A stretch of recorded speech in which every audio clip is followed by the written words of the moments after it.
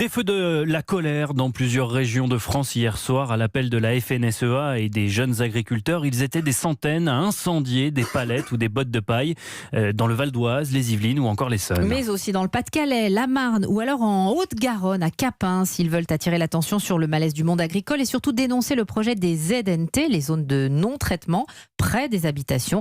Dans ce département de la Haute-Garonne, 15 000 hectares seraient ainsi perdus. Reportage de Benjamin Péter. On va se mettre en action, tous les chargements, et on va faire un joli feu.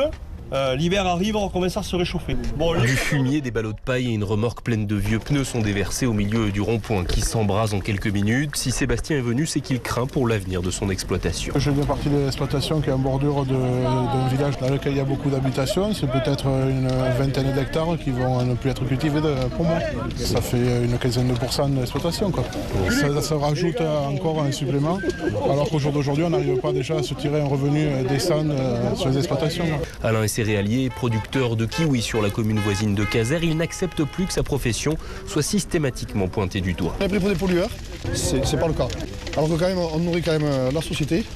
Et je ne vois pas aujourd'hui quelle corporation pourrait subir ce qu'on subit nous. Ou alors on arrête l'agriculture en France et après on fait venir les produits étrangers. Et là, il n'y a aucune traçabilité.